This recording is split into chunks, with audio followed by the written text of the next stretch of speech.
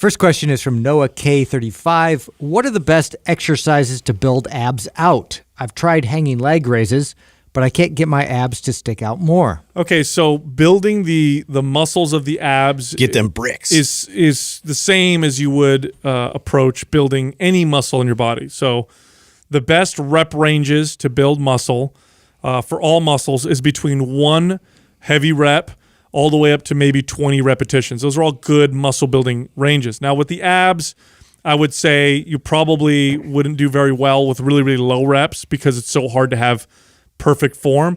But lower reps are okay. I'm talking about like you don't want to do like a single, like 1 or 2 reps, but you can do 5, 6 heavy resistance reps with your abs, and of course you can get up to 20.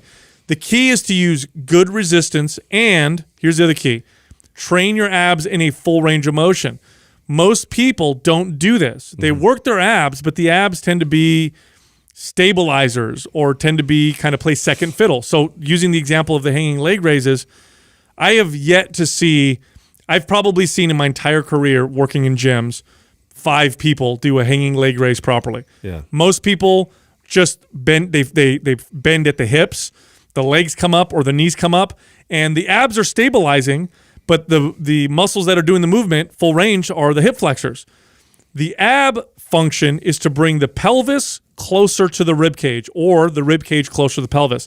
So it's literally curling your low back or curling your hips up.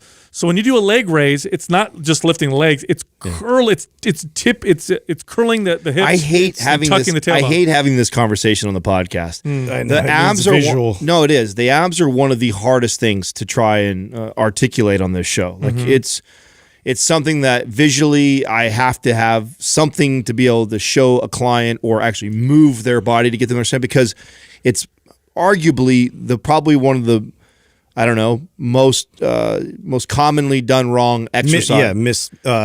Practiced. Right. Just because even when you have poor form, you look like you're kind of doing it right. And you feel it. Yeah, you still feel exactly. And you still feel it because the abs are still, they're working in that. If you do a hip flexor sit-up, right, you use mostly your hip flexors, abs still work. They're still they're at least stabilizing at the bare minimum. Maybe you get a little bit of a contraction in it, and you look like you're doing it right. So it's really hard to try and explain to somebody on a podcast like how to do this well. But you know, in my experience, when you have somebody who wants to build their abs, one of the best things to do is that low, heavy rep range, mostly because nobody does it. Well, the novelty of it is the main reason why I think it's the best. But the drawback is that most people already don't know how to connect to the abs very well and do a basic sit-up with using all of their abs, much less, okay, now I'm going to recommend to these people they should go do heavy that's 5. why we caution like just all of a sudden going to loading it and doing like a lower rep range if you haven't actually done the work of getting that kind of activation out of your abs. I'm trying to think, like, I think the only one I can think of that probably, like, for me has always made the most sense to load is like a decline sit-up. Yeah. Well, here's the thing. Load is all relative. You take somebody who doesn't know how to really work their abs properly, you have them do a physio ball crunch, and they're doing low reps. Or a perfect spit up. Yeah, sit up. A perfect sit up. You're in dad mode. That was the dad. Look, Jesse's bragging about his son. He's like, hey, guys, look, I know kids spit up. My kid does the perfect spit up. 3 more. It is low reps because they don't have the strength to do more than 6 or 7. I have yet to have a new person put on a physio ball, have them do a proper crunch the right way with full extension, full contraction. Try this, and here's the best visual I think I could give that most people hopefully can understand is, you know, lie completely straight out, flat on your back, and try and sit your body, your torso up. But as you're trying to think of your spine and the vertebrae and how they look, right? If everyone's seen a skeleton before, think of the vertebrae, and you're trying to roll up each individual vertebrae, slow and controlled. Imagine you're a piece of paper. Do they call it the perfect sit-up? Yeah, perfect sit-up. But try doing 5 of those. Yeah. Try doing 1. Right. That extreme. You're right. You're not even going to be able to probably do 1 perfect. So that's a great way of, that would be technically low rep, heavy loading, because you can't even probably do 1 or 2 of those really well. And a way to assist yourself is you take a rubber band around like a like You the can put it squat around your feet even. Yeah, squat rack, or even your feet, right? And then you use the rubber band to help assist you in that perfect articulation of the spine rolling up.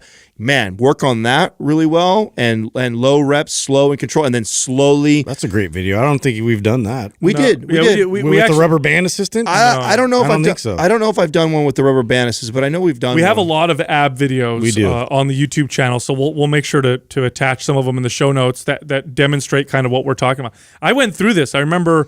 I mean, I'd been working out for years until I figured this out, and I remember I got real lean.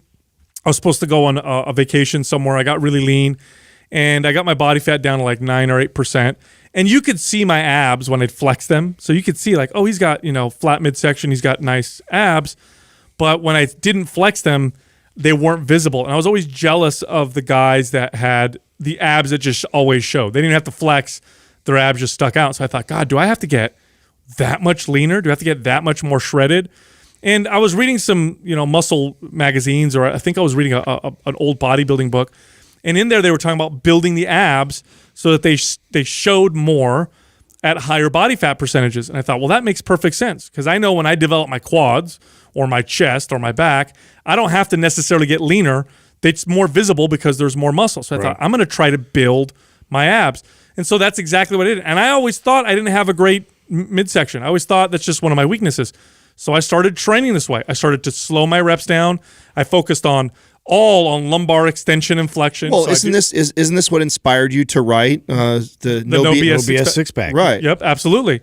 And I did it, and within 6 months, no joke, I went from the guy who had abs that weren't really visible to they built out so much. If I wore a tight T-shirt, you could see them through my T-shirt. And it was all because I actually started getting pumps on my abs. I would work them out and feel a pump in them like you do with your biceps. They're muscles just like any other muscle in your body. You have to train them in a similar way. That means you're not doing 100 reps. You're not just going real fast, jerky motion. You're not doing weird light movements. You are using resistance. That may mean that you're not using external resistance, but what I mean by that is pick hard exercises, do them slow, full extension, full squeeze and contraction. Get the rib cage close to the pelvis. Squeeze that, then extend back. Think of it this way. It's like when you're standing straight up, can you take your pelvis and tuck it and stick your butt out? So every time you tuck your tailbone, that's your abs contracting. Every time you stick your butt out, that's your abs lengthening. That's what the abs do. The abs don't bring the legs up to your chest.